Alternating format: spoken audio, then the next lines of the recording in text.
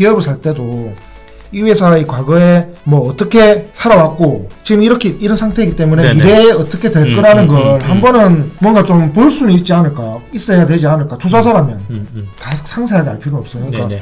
재무제표 표시되어 있기 때문에 상패라든지 이런 거는 안 나가겠거니 적어도 과거에 일이 벌어왔기 때문에 미래에 이 정도는 벌지 않겠거니 이런 거는 어느 정도 감을 가지고 뭐 이렇게 투자를 너무 막연하게 투자 안 하려면.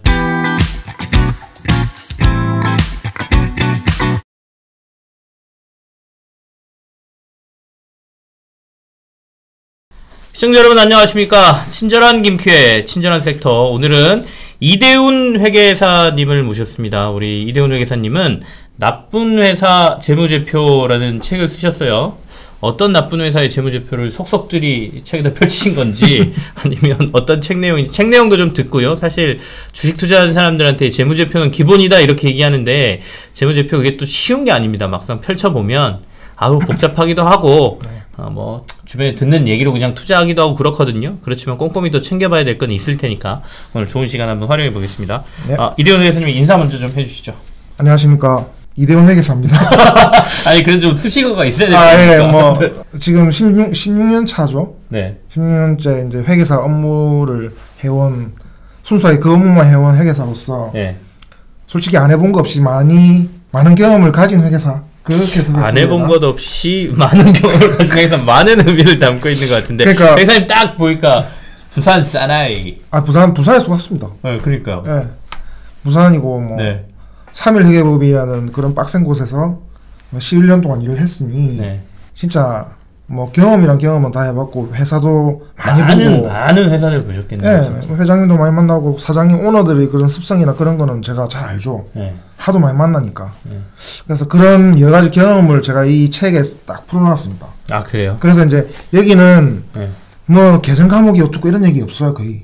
그냥 제가 이때까지 그 경험했던 걸 사례를 녹이고 그리고 내가 이때 이렇게 봤으면 좋겠다는 식으로 일단 이야기 형식으로 제가 일단 그렇게 풀었기 때문에 그래. 아마 읽기가 쉬울 거예요. 그냥 일반적인 재무제표 책들은 막 뭐 매출 채권, 매출액, 영업이익 뭐 이런 세부적인 그 이론적인 내용이 들어가 있지 않습니까? 왼쪽에는 뭐가 있고 오른쪽에는 뭐가 있고 이런 거 아니고 그런 걸 하면 사람들이 보기 싫어요. 솔직히 저도 보기 싫은데. 그래서 이제 저는 이제 이 책을 주된 목적은 사람들이 일단 한번 읽어보게 만들자. 한번 술술술 읽어보다가 막히면 좀 덮어놓았다가 나중에 이제 다른 투자를 하다가 이거 어떻게 책에서 본 것 같은데 한번 다시 또 한번 열어보다가 그런 식으로 한번 해보자는 측면에서 제가 책을 쓴 겁니다. 그래서 아마 도움이 될 거예요. 네네. 주식 투자하십니까?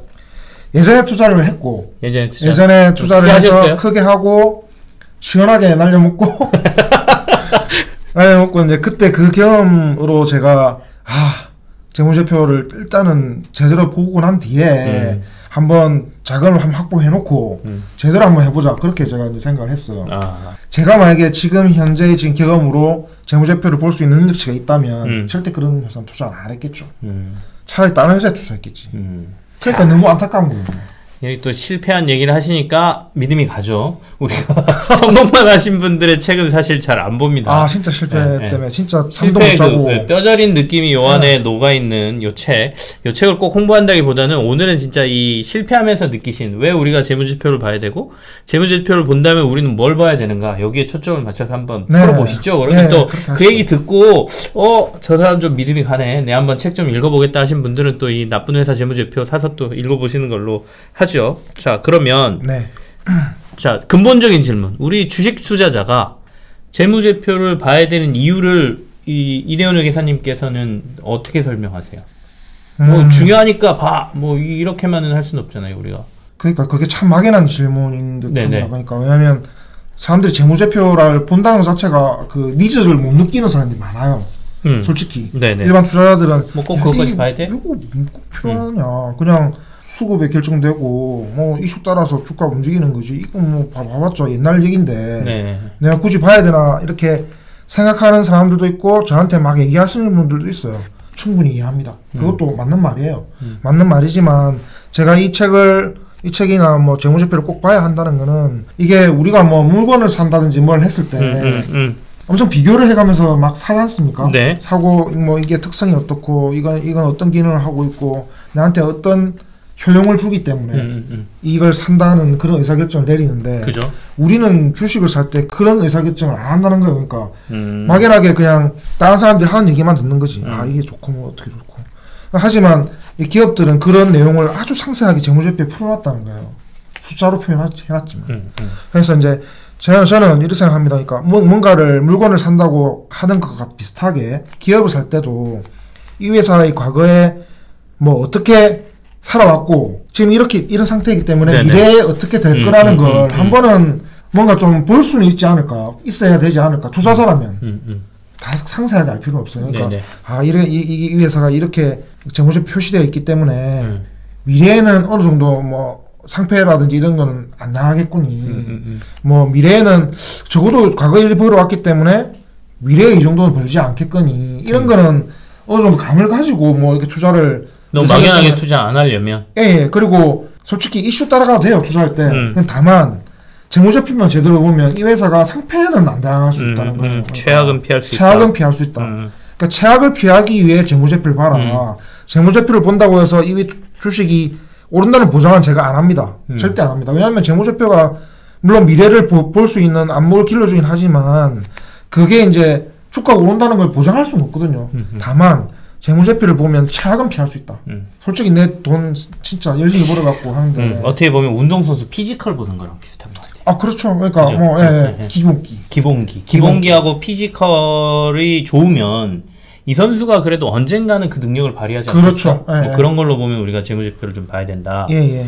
그러면 우리 회계사님은 재무제표를 볼 때 뭐 우리가 속속들이 다 분석할 수는 없으니까 특히 개인 투자자분들 중에 숫자 많으면 우리 머리 아프잖아요. 그러면 자 나는 이거는 꼭 본다 라는 게 있으십니까? 저는 현금 흐름표를 꼭 봅니다. 현금 흐름표 1번. 벌써 힘들어 하시는데 현금 흐름표 얘기하니까 일단 손익계산서에 보면 매출액이 나오고 뭐 영업이익이 나오지 않습니까? 아, 이 회사가 얼마 벌었구나. 당기순이익을 보고 얼마 벌었구나. 그거는 보시는데 여기 보고 끝낸다는 거죠, 사람들이. 그런 다음에 그렇지만 이게 손익계산서는 속일 수 있어요, 사람을. 투자자들 하여금 자기가 숫자를 막 속여서 돈을 못 버는데도 불구하고 얼마든지 플러스가 난 것처럼 재무제표는 만들 수 있다. 왜냐하면 매출을 가짜로 만들 수도 있기 때문에. 실제로 많은 회사들이 그렇게 엄청 많습니다. 진짜 상상외로. 신고하셔야죠. 아니 신고를 떠나서 그거는 이제 저희가 외부 감사를 하면서 걸러내긴 해요. 걸러내는데 그런 거 있지 않습니까? 이제 진짜 그 사기를 친다든지 악행을 저지르는 사람은 진짜 준비를 많이 하거든요. 많이 하고 철저하게. 그리고 그 증빙이나 이런 거 다 싹 다 조작을 다 해요.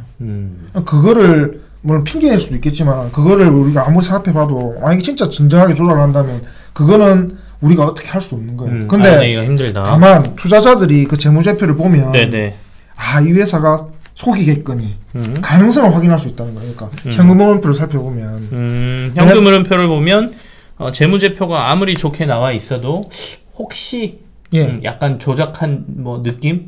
그래서 뭐 예를 많이 들어보면 그러니까 매출액은 계속 올라와 이 회사가.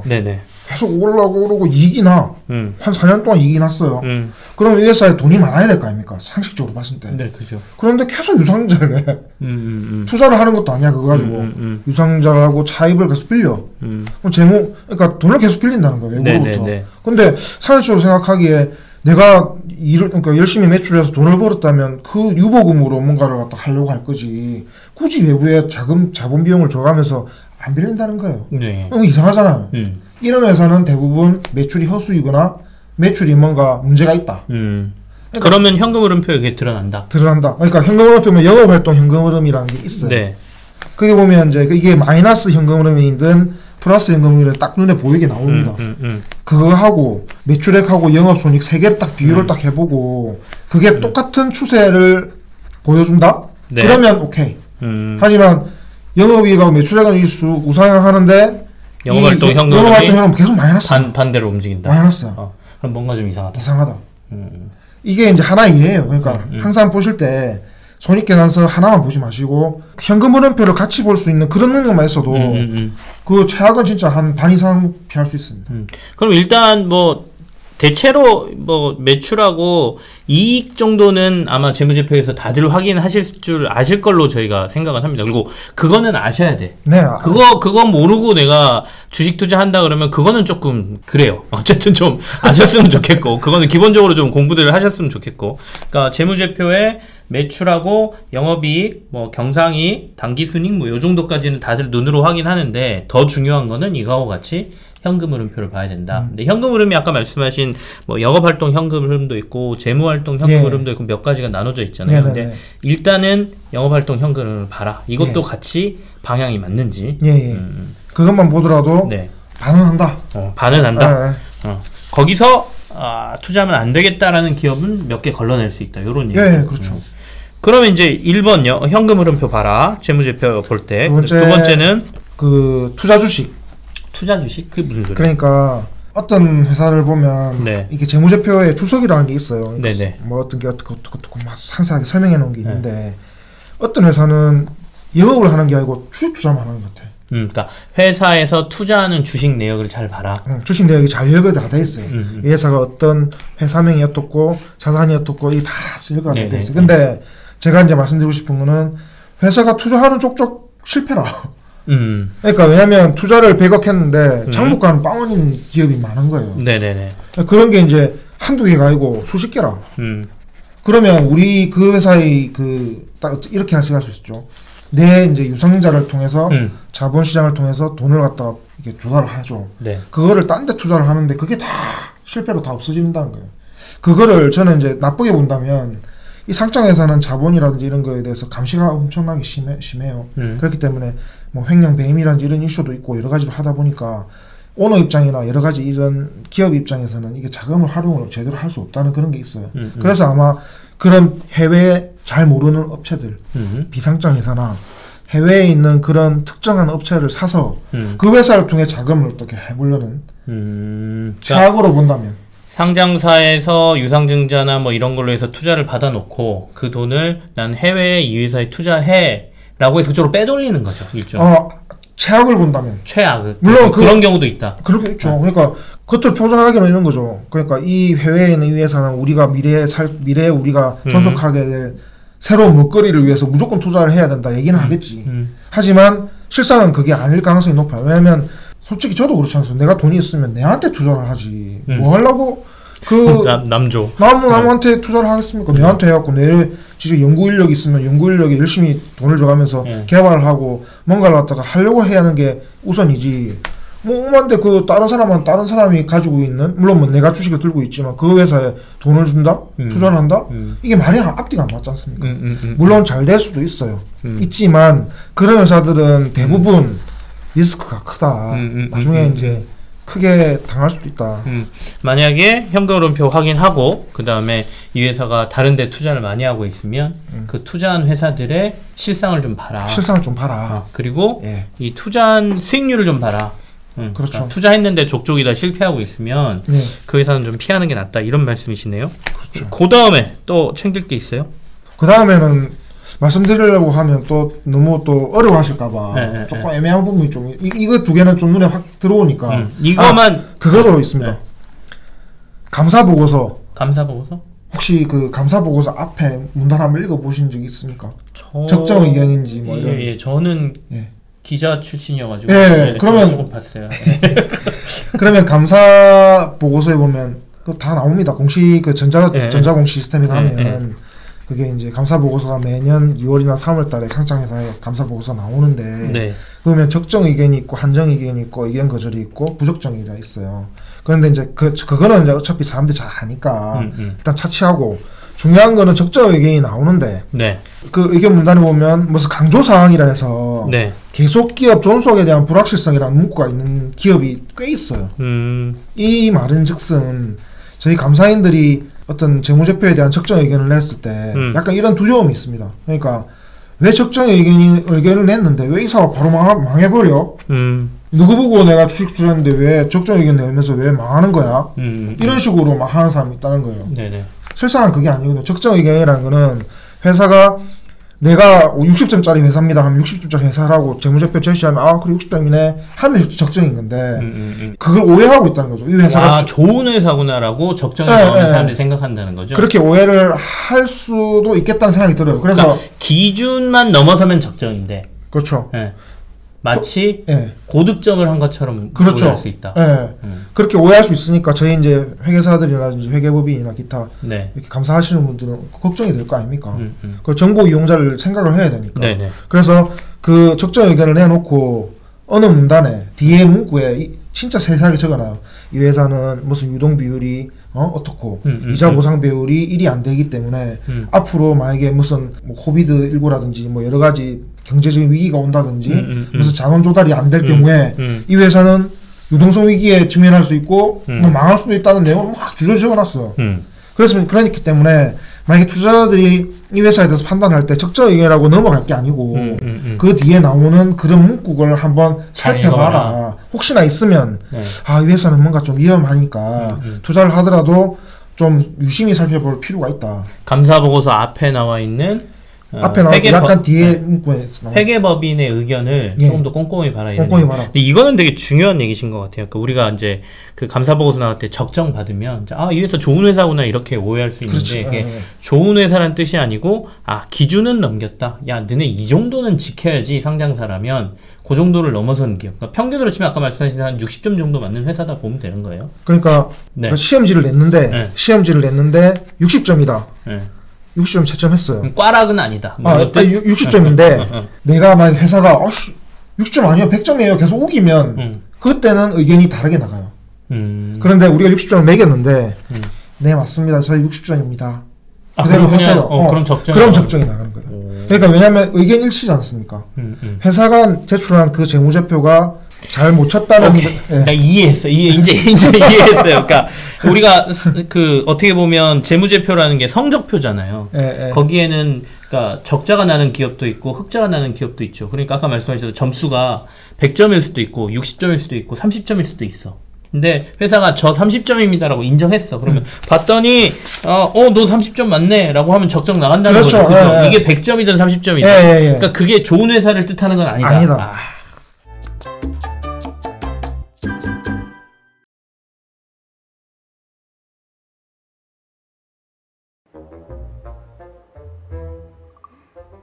또 물렸어? 난 전생에 불나방이었나봐. 빨간불만 쫓다가 또 물렸어. 야, 너 개미면 개미답게 노력을 해야지. 그렇게 운만 바래가지고 슈퍼개미 될 수 있겠어? 야, 그게 말이 쉽지. 막상 종목 공부하고 분석하다 보면 아니 이거는 개미 오브 개미 나도 아는 정보들인데 남들이야 모를까 싶단 말이야. 슈퍼개미 배진아님이 그러셨는데 주린이는 공부만이 살 길이다. 슈퍼개미? 누구? 깜짝이야. 성공 투자 원하니? 너희도 해봐. 불릿. 왜 반말? 아무나 못하는 기업 분석 정보를 누구나 누릴 수 있도록 스스로 하는 성공 투자를 위한 투자 정보 플랫폼 불릿. 너희들도 될 수 있어. 슈퍼개미. 누구랑 얘기하시는 거예요? 근데 아저씨 진짜 슈퍼개미예요? 나 누군지 몰라?